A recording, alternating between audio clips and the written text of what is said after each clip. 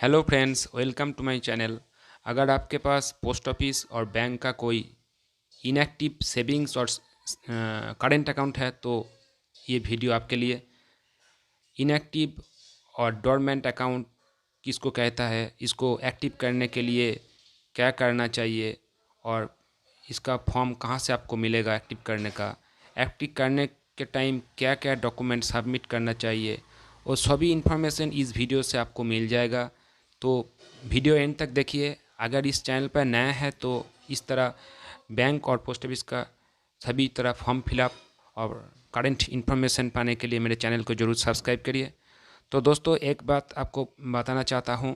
अगर आपके पास कोई सेविंग्स और करेंट अकाउंट है, वो उसको आप 2 ईयर से ज़्यादा टाइम आप यूज़ नहीं किया तो ऑटोमेटिकली वो डोरमेंट अकाउंट हो जाएगा।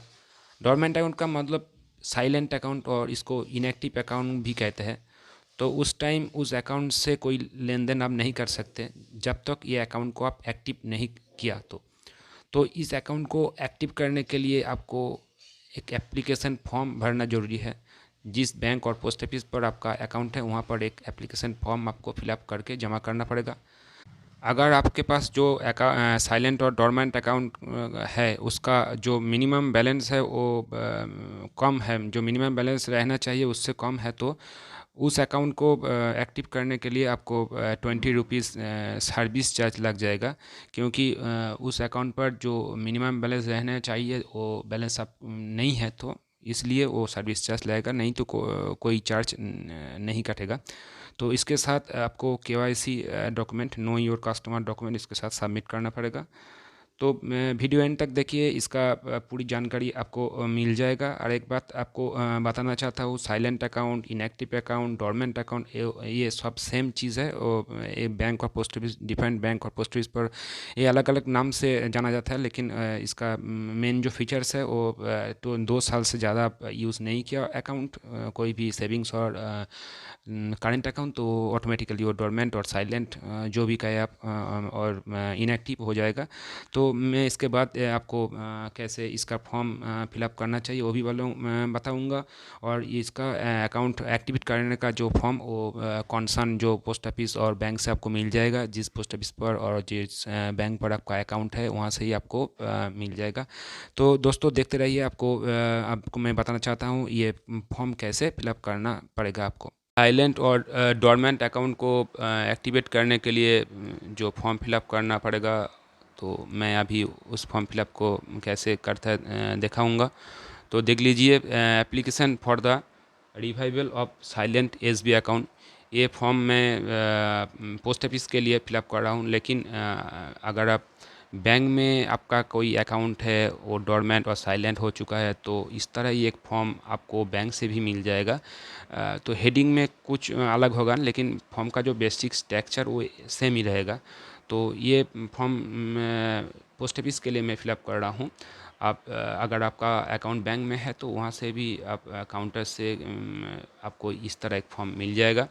तो इस फॉर्म को देखिए फिलअप करना। आपको बैंक में भी जो फॉर्म मिलेगा उसमें उसको फिलअप करने टाइम कोई दिक्कत नहीं आएगा अगर आप इस वीडियो को देखें तो यहाँ पर सबसे पहले फॉर्म, यहाँ पर आपका नेम एंड एड्रेस लिख दीजिए। यहाँ पर आपका मोबाइल नंबर लिख दीजिए। उसके बाद टू दी पोस्ट मास्टर, तो जिस पोस्ट ऑफिस पर आपका अकाउंट है उस पोस्ट ऑफिस का नेम यहाँ पर लिख दीजिए। अगर उस post office head post office हो तो HPO ठीक है, नहीं तो ये काट कर SO लिख दीजिए, सब ऑफिस। उसके बाद देख लीजिए subject, request for the revival of my silent SB account. तो यहाँ पर बोल्ड लेटर में सब्जेक्ट लिखा है। आपका जो साइलेंट अकाउंट है वो रिवाइव करने के लिए ये एप्लीकेशन आप कर रहा है, तो वो यहाँ पर लिखा है सर और मैडम।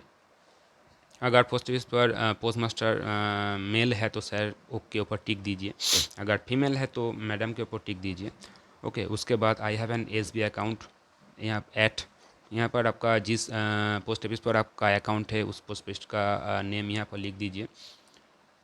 विथ अकाउंट नंबर, यहाँ पर अकाउंट नंबर लिख दीजिए। एंड CIF ID, यहाँ पर CIF ID लिख दीजिए। अगर CIF ID पोस्ट ऑफिस का जो अकाउंट पासबुक है वहाँ पर लिखा है, अगर नहीं लिखा है तो आप पोस्ट ऑफिस का किसी भी काउंटर में जाइए और वहाँ पर पासबुक दिखाइए, वो बता देगा आपका CIF ID। लेकिन ज़्यादातर टाइम अकाउंट पासबुक के अंदर ही ये लिखा रहता है, तो उसको देखकर यहाँ पर CIF ID लिख दीजिए।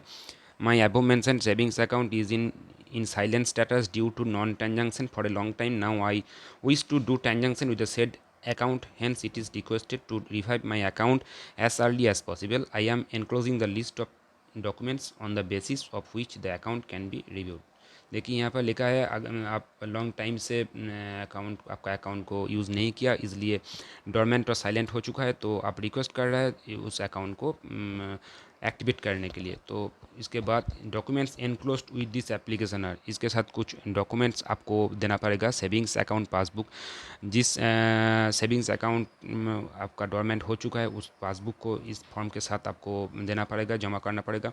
ए self attested copy of identity and address proof. Identity and address proof के लिए आपको Aadhaar card and voter ID card का जेरॉक्स कॉपी जमा करना पड़ेगा। सेल्फ अटेस्टेड का मतलब है जेरोक्स के जो जेरोक्स के नीचे आपको खुद का एक सिग्नेचर आपको करना पड़ेगा, उसको सेल्फ अटेस्टेड कहते हैं।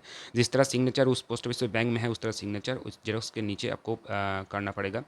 KYC updating form, post office और बैंक से एक KYC अपडेटिंग फॉर्म आपको मिल जाएगा। उस KYC अपडेटिंग फॉर्म को आपको फिलअप करना पड़ेगा। KYC अपडेटिंग फॉर्म फिलअप करने के टाइम अगर कोई दिक्कत आए तो मेरे चैनल पर SBI का KYC updating form, post office का KYC अपडेटिंग फॉर्म की फिलअप की वीडियो है, मैं डिस्क्रिप्शन बॉक्स में उसका लिंक दे दूँगा, तो आप देख लीजिए।